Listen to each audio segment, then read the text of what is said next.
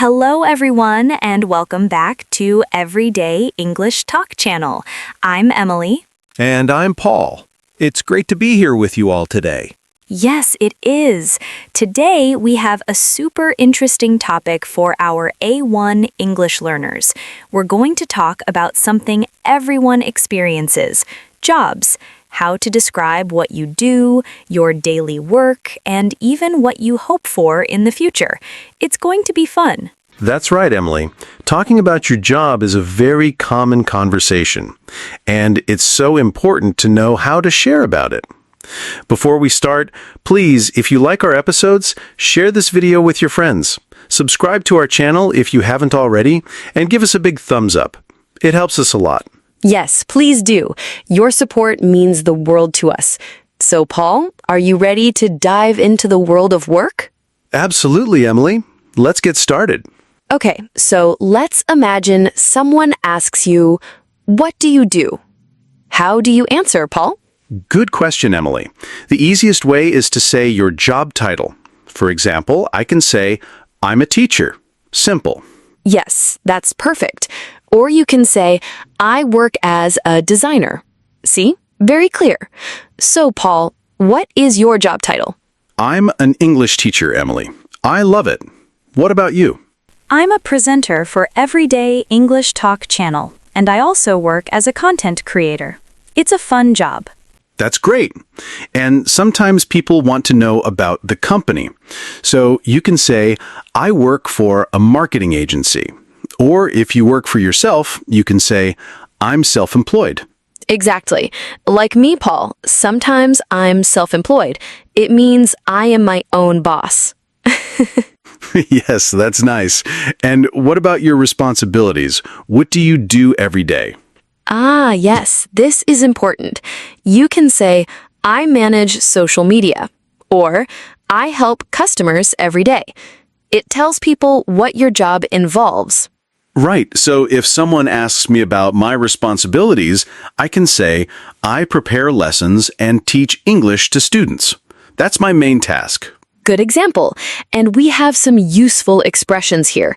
You can say, I'm responsible for. For example, I'm responsible for planning the classes. Yes, that's a good one. Or, my main task is. For me, my main task is to make learning English fun. Oh, you do a great job at that, Paul. Thanks, Emily. Another useful phrase is, a typical day at work looks like. This helps you describe your daily tasks easily. Yes, exactly. So if I say, a typical day at work looks like teaching 5 classes and grading homework, you understand my day. Perfect. So remember, you can talk about your job title, the company you work for, and your responsibilities. Easy peasy. Okay, Emily, let's move on to the next part, your daily routine at work. People are often curious about what you do from morning to evening. Yes, it's interesting to know. So first, you can talk about what time you start and finish. For example, I start work at 9 a.m. and finish at 5 p.m. Simple and clear. What about tasks during the day, like meetings, emails, and other tasks? Oh, very important. Many jobs have meetings and emails. I can say, every morning I check my emails and attend a short meeting. Yes, that's a classic start to the day for many people. And then you can talk about your main tasks. Then I work on my main tasks until lunch. Exactly. And what about breaks and interactions with colleagues? Do you have lunch with coworkers? Do you take coffee breaks? Good point. I can say, I usually have lunch with my colleagues at 1 p.m. Or, I take a short coffee break in the afternoon. It adds more detail to your routine. It really helps to paint a picture of your day. So, a full example could be, every morning I check my emails and attend a short meeting. Then I work on my main tasks until lunch. In the afternoon, I have a few more meetings and answer more emails. I usually finish around 5 p.m. That's a great example, Emily. It sounds like a busy day. My daily routine is a bit different. Every morning, I plan my lessons, then I teach students. After lunch, I teach more classes and sometimes have meetings with other teachers. I usually finish my workday around 4 p.m. That sounds like a fulfilling day, Paul. So remember, when you talk about your routine, think about when you start and finish, what tasks you do, and if you have breaks or talk to colleagues. Yes, it makes your description complete. Next, let's talk about your work environment. This is where you work. Is it an office, remote, hybrid, or outdoors? Yes, this is very common now. Many people work remotely from home, like us sometimes. That's right. Or you can say, I work in an office downtown. Or I have a hybrid job, so I work some days at home and some days at the office. And some people work outdoors, like a construction worker or a park ranger. I work outdoors. It's very nice. That's true. And what about the atmosphere? Is it a formal or informal workplace? Good question. A formal workplace usually means you wear a suit and there are many rules. An informal workplace is more relaxed. Maybe you can wear jeans. My workplace is usually informal. We can wear comfortable clothes. Mine too. I love that. And how are your relationships with coworkers? Are they friendly? Do you work closely together? Very important. I can say my coworkers are very friendly and we often help each other. Or I work in a small team and we are like a family. That's so nice to hear. And we have some useful vocabulary for this section, like open space. That's a big office room with many desks, no separate rooms. Yes, many companies have open spaces now. Another word is deadline. This means you need to finish something by a specific time. I have a deadline next week. Yes, deadlines can be stressful sometimes. And we have boss. That's the person who manages you. Coworker, that's your colleague, the person you work with. And client, that's a customer or a company you work for. Then there's team, a group of people working together. Yes, like we are working on a new project. And finally, flexible hours. This means you can choose when you start and finish your workday within some limits. That's a great perk. So remember, you can talk about where you work, the atmosphere, and your coworkers. Now, let's talk about something very personal. Job satisfaction. Do you like your job, Emily? Oh, I love my job, Paul. It's so much fun to talk to our listeners and share English with them. So for me, I can say, I love my job because it's creative and I meet many interesting people. That's wonderful, Emily. And that's exactly how you can express if you like your job. You can also say, I like my job because it's challenging. Or, I like my job because the people are nice. What about the things you enjoy most or least? Sometimes there are parts of the job we don't like so much. That's true. For me, I enjoy teaching the most. It's so rewarding to see students learn. What I enjoy least, sometimes, is grading papers. It can take a long time. I understand. For me, I love interacting with our audience the most. What I enjoy least is sometimes the technical side of things, like editing videos. It's not my favorite. We all have those parts, right? And sometimes people don't like their job, and they would like to change jobs.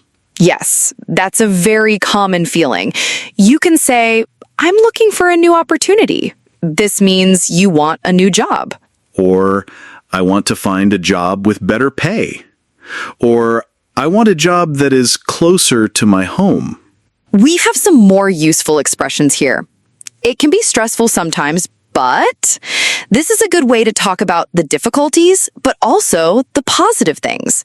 For example, my job can be stressful sometimes, but I love the team I work with. Perfect. So when you talk about job satisfaction, think about if you like your job, what you enjoy, and if you want to change jobs. Okay, Paul, let's go back in time a little. Let's talk about past jobs and experience. Where did you work before? My previous jobs. I can say I used to work in a small company, but now I'm in a large international team. This shows your career path.